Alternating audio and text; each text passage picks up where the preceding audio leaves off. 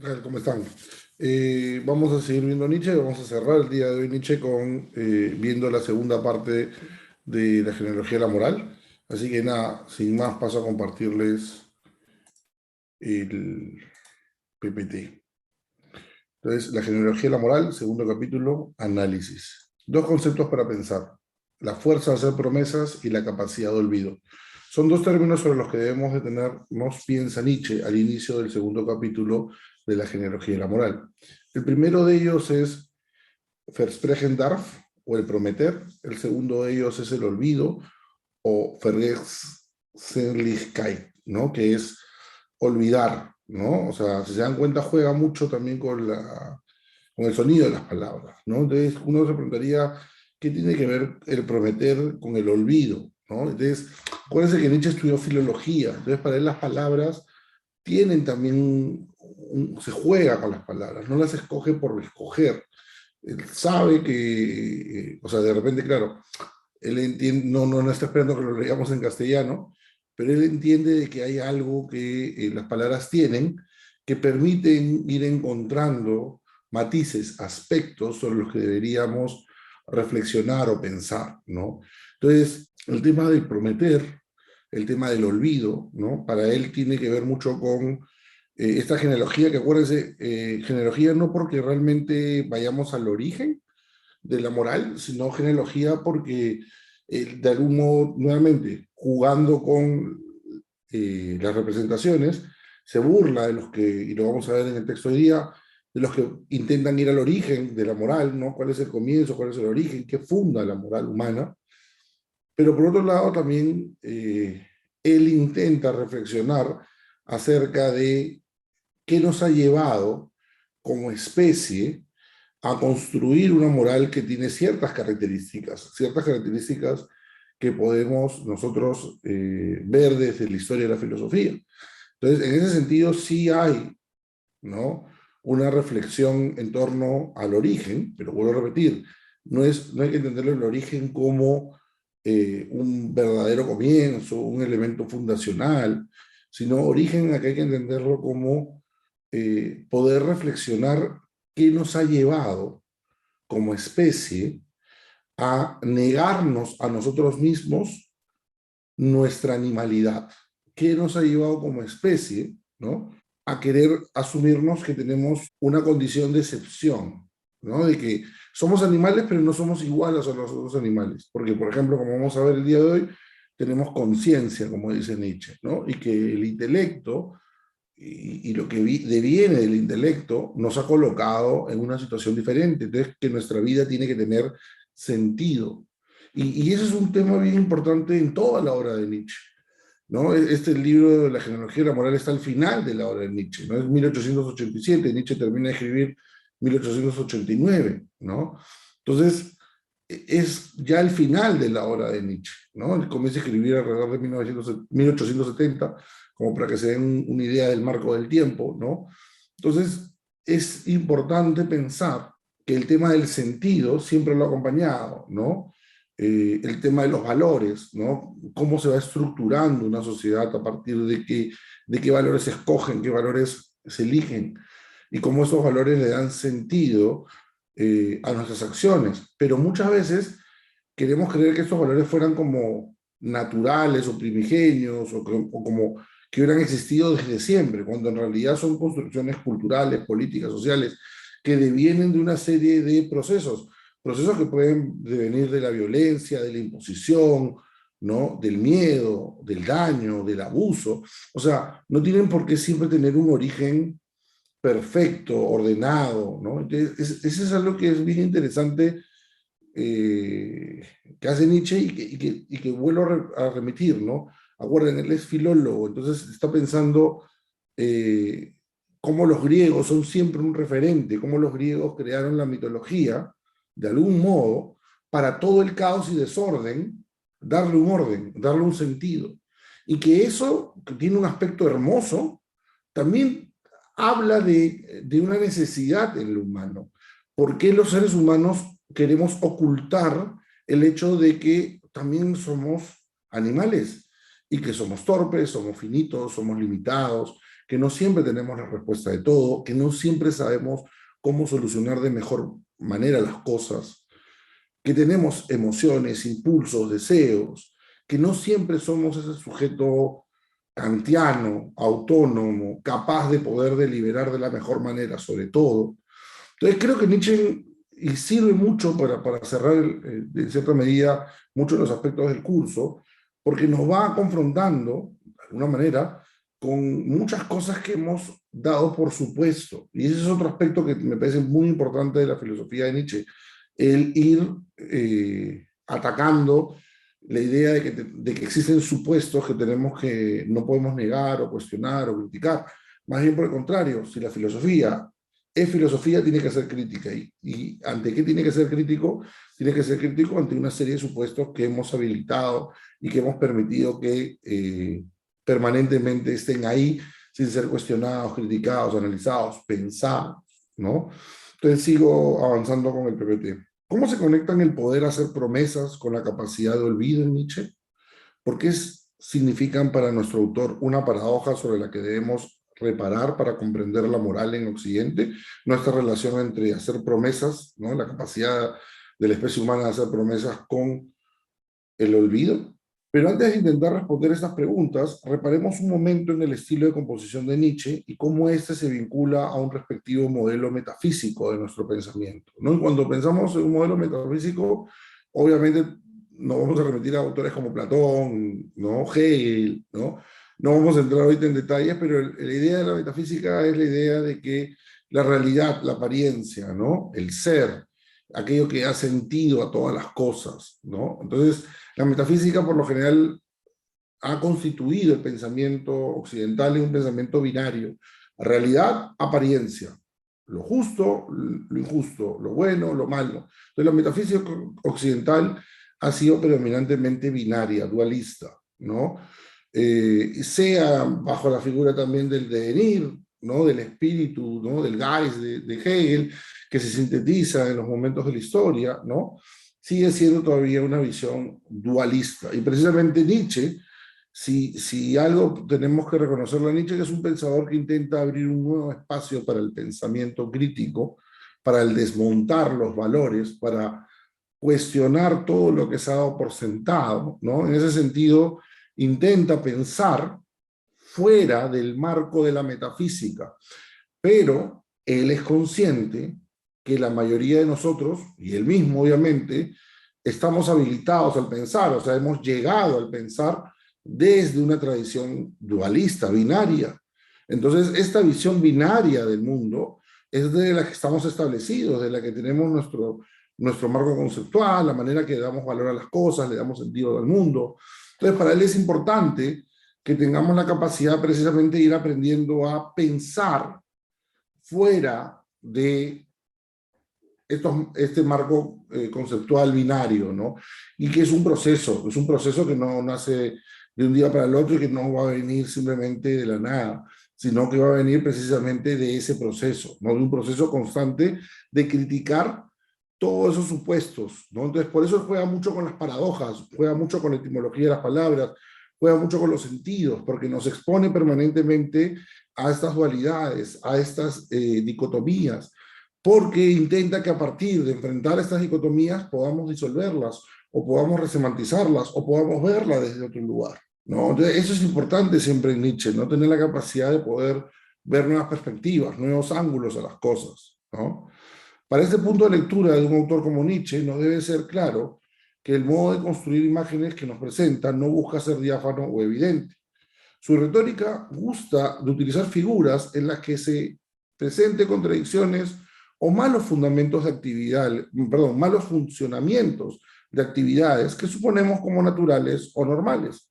Pensemos en la imagen de la digestión, ¿no? Leo la cita de la genealogía. El hombre en el que ese aparato de inhibición se haya deteriorado y deja de funcionar es comparable a un dispéptico, ¿no? Aquel que no puede digerir bien, ¿no? Y no solo comparable, ese hombre no digiere íntegramente nada, ¿no? O sea, esto que puede sonar, ¿no? Una imagen no muy agradable, tiene que ver precisamente con el tipo de imágenes que Nietzsche busca confrontarnos, ¿no? Busca generarnos incomodidad, busca que digamos, pero ¿de qué, por qué está hablando de esto? Porque claro, hay cosas que nosotros hemos ido asimilando como cultura, como sociedad, como especie, de las que no nos hemos cuestionado, y llega un punto en el cual ya no podemos seguir como aquella persona que tiene una mala digestión y que sigue comiendo, poder seguir soportando más lo que estamos haciendo. Entonces es importante por eso cambiar, ¿no? Entonces estas figuras que utiliza no son casualidad en Nietzsche, sino que son figuras que tienen que ver mucho, como les digo, con la manera que él tiene de ir desmontando las cosas que hemos normalizado, naturalizado, homogenizado permanentemente en la cultura occidental. Cabe por ello que señalemos que es usual en la obra de Nietzsche hacernos uso de este tipo de figuras en que se presentan contradicciones de forma permanente o conceptos que asumimos como obvios y evidentes en nuestra cultura, tales como la libertad, la voluntad, la soberanía o la responsabilidad. Vean estos conceptos que el propio Nietzsche remarca en la genealogía de la moral, ¿no? Porque hablamos de la libertad, la voluntad, la soberanía, la responsabilidad como si fuera maná caído del cielo, cuando en realidad son conceptos que se han ido posicionando y se han ido posicionando no por pura casualidad, sino que devienen de procesos históricos, políticos, sociales, culturales, ¿no? Económicos, que van marcando la pauta de la necesidad de la libertad como una condición propia del ser humano, o la voluntad como algo que nos mueve a actuar, a elegir, ¿no? O la soberanía como la autonomía, el poder yo ser dueño de mis acciones y mis elecciones, o la responsabilidad, ¿no? Nuevamente, la autonomía implica que yo pueda responder por lo que hago o dejo de hacer, ¿no? Entonces, para Nietzsche, todos esos conceptos como tales terminan siendo ficciones. Terminan siendo ficciones, ¿por qué? Porque si bien en la cultura tienen definiciones y los autores trabajan esos conceptos, pensemos en Kant, pensemos en Hegel, pensemos en una serie de autores, trabajan estos conceptos, igual él siente que son conceptos vacíos, vacíos de contenido. ¿Por qué? Porque en realidad nadie los ha desmontado de forma crítica, nadie ha hecho una genealogía, pero vuelvo a repetir, no buscando su origen en el sentido de su verdadero origen, sino su origen en el sentido de reflexionar de manera crítica por qué están habilitados en nosotros, por qué le damos sentido a la libertad, a la voluntad, a la soberanía, a la responsabilidad, por qué están tan arraigados en nuestra cultura, por qué permanentemente los necesitamos. Y eso creo que es algo que tenemos que tomar en cuenta cuando pensamos en un autor como Nietzsche, ¿no? Que siempre está tratando de desmontar aquello que nosotros solemos suponer sobre los conceptos, los cuales pueden generar en el lector la impresión que la superación de una tensión dual solo puede resolverse decantándonos por el contrario, ¿no? Que elegimos, por ejemplo, el bien o el mal, o elegimos lo justo o lo injusto, lo bello o lo feo, ¿no? Por el contrario, ¿no? En Nietzsche, este tipo de dualismos solo buscan hacernos comprender que nuestra mente ha sido moldeada desde una metafísica de premisas binarias y dualistas. Es por ello que nos cuesta tanto pensar más allá de bloques de pensamiento de ese tipo. Nos da terror lo abierto, el supuesto sin sentido, o aquello que acontece más allá de las categorías antagónicas y familiares en que nos solemos ubicar, ¿no? Entonces, para Nietzsche es importante pensar más allá de estos dispositivos binarios, más allá de estas miradas dualistas. ¿Cómo hacerlo? No es fácil, no es sencillo. ¿Por qué? Porque siempre estamos habilitados al pensar desde nomenclaturas binarias, desde visiones que se contraponen, desde conceptos que se contraponen. Entonces es complicado salir de esa visión binaria, pero es necesario hacerlo porque no podemos construir nuevos valores o no podemos entender por qué actuamos como actuamos, por qué elegimos lo que elegimos, o poder dar una razón, un argumento de por qué actuamos como actuamos, si realmente no sabemos con atacar el core, el centro, de forma simbólica, ¿no? De esta visión dualista, binaria, ¿no? Dicho esto, pensemos un primer término que usa Nietzsche para mostrarnos el modo en que hemos ido construyendo en nuestra cultura aquello que nos parece normal y adecuado. Sittlichkeit der Sitte.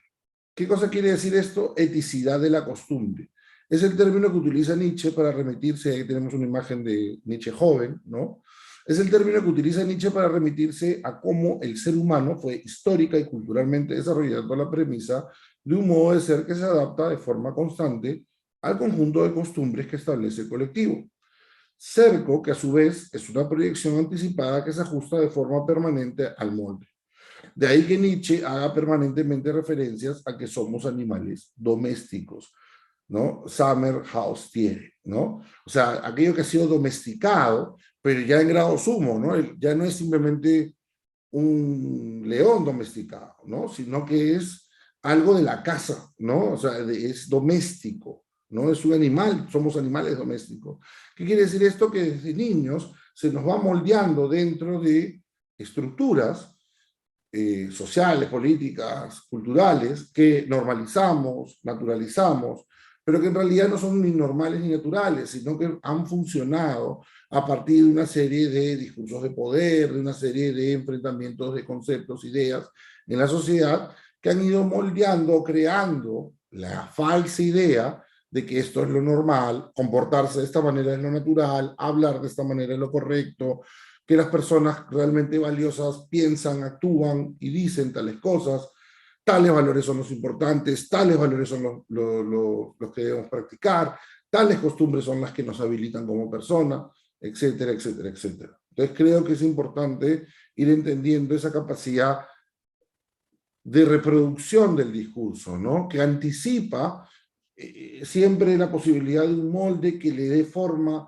a nuestras ideas, a nuestros pensamientos, y si de repente agregamos un pensamiento crítico que rompe, ¿no? Que es disruptivo, que es corrosivo, que genera distorsión, inmediatamente cómo desaparecerlo, cómo cuestionarlo, cómo criticarlo, ¿no? Y eso es una experiencia creo que muchos de nosotros vivimos, ¿no? En la adolescencia y luego ya en la edad adulta incluso, ¿no? Cuando vamos descubriendo la disonancia que puede producir muchas de las formas críticas que se tienen de pensar, ¿no?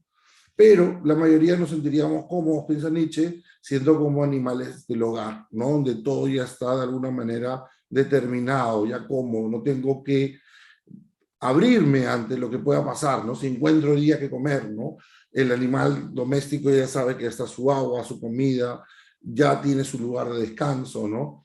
Entonces, piensa Nietzsche que es en el ser humano algo se nos ha ido inhabilitando, retirando, cuando nos han ido moldeando a una forma de pensar, de actuar, de ser, ¿no? Vemos que no nos debería ser tan alejadas referencias a las que deberíamos estar habituados ya, como a la ética de Aristóteles, la cual supone un etos en común que articule y da sentido de virtud a cada miembro del colectivo, modelo que se contrasta, como hemos visto en el curso, con el paradigma de moral kantiano, en que ya no es el conjunto de valores practicados por un colectivo el que nos moldea y da sentido, sino que somos nosotros, de forma individual, que desde el uso crítico de nuestra razón, que somos capaces de articular sentidos propios de la moral, que es subjetiva, universal y necesaria en caso de Kant, debido a que somos soberane individuum, ¿no? Individuo autónomo. Kant va a pensar de que somos un sujeto autónomo, como hemos visto, ¿no? Esa subjetividad autónoma tiene la capacidad de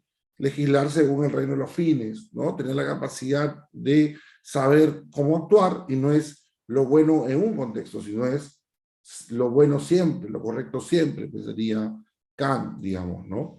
Pero quizás, más que soberano individuum, individuo autónomo, lo que parece fundar nuestra necesidad de castigar el daño sea una violencia que disfruta de ver sufrir al otro. Ojo, esta figura que nos presenta Nietzsche en la siguiente cita busca confrontarnos al recordarnos que por más que la moral pueda parecer una forma más evolucionada, en el fondo esconde un resentimiento con nuestra precariedad y nuestra finitud no resueltas. O sea, ese es un aspecto siempre importante, el hecho de que el ser humano quiera permanentemente como especie negarse la conciencia de su propia finitud, de su propia fragilidad, de su propia vulnerabilidad compartida. Y por eso el ser humano intenta contarse relatos, historias, ¿no?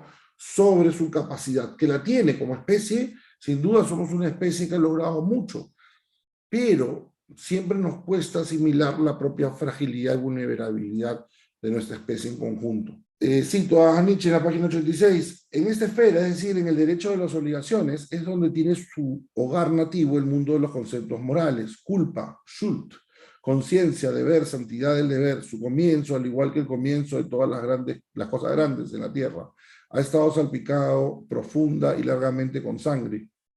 Y no sería lícito añadir que en el fondo aquel mundo no ha vuelto a perder nunca del todo un cierto olor a sangre y a tortura. Ni siquiera en el viejo Kant el imperativo categórico huele a crueldad.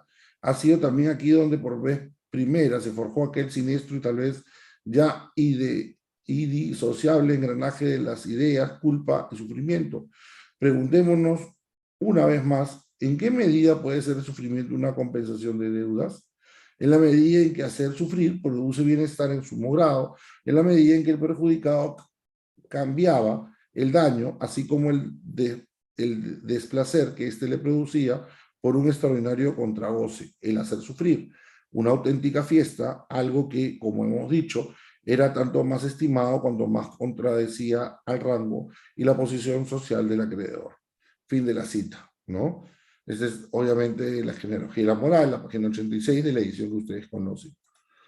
La capacidad de poder hacer promesas. Esta supuesta condición propia de la especie humana en Occidente se refiere al modo en que olvidamos o dejamos de lado nuestra condición finita y limitada como especie, la cual implica que no nos es posible saber a ciencia cierta si nuestras mejores intenciones se podrán siempre cumplir o realizar de forma justa y adecuada.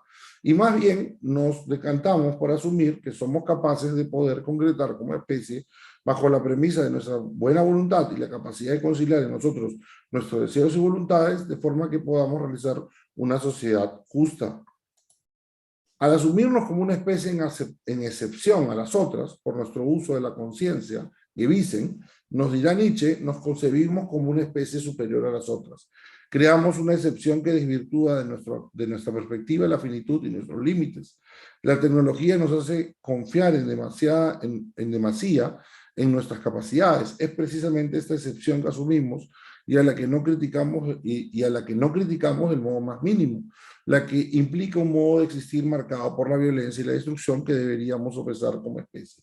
Entonces a Nietzsche le preocupa que la conciencia se haya convertido en un elemento que nos aliena o nos separa del mundo, nos separa de las otras especies, nos separa de la conciencia de nuestra fragilidad, de nuestra vulnerabilidad, de nuestra incapacidad como individuos particulares y como especie de poder asegurarnos que tenemos un actuar que siempre va a saber resolver las cosas de la manera más justa, más perfecta, más ecuánime, más equitativa, cuando esto no necesariamente siempre sea el caso. Dicho esto, volvamos a la pregunta, ¿cómo se conecta esta capacidad de hacer promesas con la capacidad de olvido? Precisamente, la capacidad de olvido remite a no ser conscientes de nuestra finitud, de nuestra incapacidad de poder determinar siempre nuestras condiciones y capacidades de respuesta ante una serie de diversas situaciones. No podemos asumir que siempre nos es posible elegir la mejor opción ante toda situación, pero nos encontramos tan entusiasmados con las promesas que nos hemos hecho a nosotros mismos como especie, de contar con nuestra libertad, con nuestra conciencia, nuestra capacidad de sernos responsables, de poder actualizar en acciones concretas nuestra voluntad, que nos olvidamos que somos seres finitos y limitados, ¿no? Entonces, este punto es importante porque el hecho de ser seres finitos y limitados no nos anula moralmente, no nos anula como agentes éticos, responsables de nuestros actos, pero pone en perspectiva en qué medida podemos creer de que no nos podemos equivocar, de que la ética trata de no equivocarse, ¿no? La ética no trata de no equivocarse, trata de reflexionar acerca de cómo actuamos de la mejor manera, incluso siendo conscientes que nos podemos equivocar. Entonces, de cómo reparamos o intentamos solucionar aquello que no vamos a poder nunca quizás evitar hacer. Entonces, la ética no anula la violencia y el daño como tal, pero sí nos pone atentos a que la violencia y el daño forman parte de nuestra existencia y que tenemos que tener alguna respuesta ante ella. Respuesta que no siempre va a ser una respuesta conclusiva, que elimine todas las aristas que tiene la violencia y el daño, ¿no? Nietzsche nos remite por ello a formas brutales y ascéticas con las que la cultura fue asimilando como natural la evolución de un castigo brutal hacia un uso de la conciencia capaz de sancionar con la razón, la ley y la justicia. ¿No? Claro, siempre hemos asumido que es lo natural, es lo correcto, es la forma en que la ley se fue creando, pero la ley muchas veces partió de lo irracional, de la violencia. La ley no siempre se instauró en la razón. Aunque nos gusta contarnos esa historia, nos gusta creernos eso. Cito a Nietzsche: cuando el hombre consideró necesario hacerse una memoria, tal cosa no se realizó jamás sin sangre, martirios, sacrificios. Los sacrificios y empeños más espantosos, entre ellos los sacrificios de los primogénitos, las mutilaciones más repugnantes, por ejemplo, las castraciones, las más crueles, formas rituales de todos los cultos religiosos, y todas las religiones son, en su último fondo, sistemas de crueldades. Todo eso tiene su origen en aquel instinto que supo adivinar en el dolor el más poderoso medio auxiliar de la mnemónica. En cierto sentido, toda la estética pertenece a este campo. Unas cuantas ideas deben volverse imborrables, omnipresentes, inolvidables, fijas, con la finalidad de que todo el sistema nervioso intelectual quede hipnotizado por tales ideas fijas, y los procedimientos ascéticos y las formas de vida ascéticas son medios para impedir que aquellas ideas entren en concurrencia con todas las demás para volverlas inolvidables, ¿no? Como vemos, Nietzsche va a cuestionar en grado sumo las formas de evasión de la existencia, ¿no? De no querer evadir la vulnerabilidad, querer evadir la fragilidad de la propia existencia. Entonces, para Nietzsche nos hemos olvidado entonces, de forma conveniente, de nuestra propia finitud y de la violencia que se encuentra a la base de lo que nosotros llamamos en la cultura actual desarrollo o progreso, teniendo en cuenta además que en la cultura actual la violencia que reprime y condiciona al humano sigue perenne en diversos espacios, acciones, comportamientos, ideas y demás, constructos que la cultura ha normalizado y naturalizado bajo la premisa de que son constitutivos y propios de nuestra especie. Para ir cerrando, una cita de la página 82 de la genealogía de la moral: Nietzsche critica de forma directa la presunción de creer que podemos suponer un origen de la moral, de ahí que critica esos supuestos genealogistas de la moral. Esos genealogistas de la moral habidos hasta ahora, ¿se han imaginado, aunque solo sea de lejos, que por ejemplo el capital concepto moral culpa, Schuld, procede del muy material concepto tener deudas, Schulden, o que la pena en cuanto a compensación se ha desarrollado completamente al margen de todo presupuesto acerca de la libertad o falta de libertad de la voluntad? Y esto hasta el punto de que más bien se necesita siempre un alto grado de humanización para que el animal hombre comience a hacer aquellas distinciones mucho más primitivas de intencionado, negligente, causal, casual, imputable y sus contrarios, y a tenerlos en cuenta al fijar la pena. Entonces, como vemos, el ser humano es un ser sin duda excepcional, pero esa excepcionalidad no debería, en grado sumo, convertirse en una forma de negación de su propia animalidad, finitud, límites, de su propia incapacidad de poder resolver situaciones que lo interpelan permanentemente en la cultura, en la sociedad.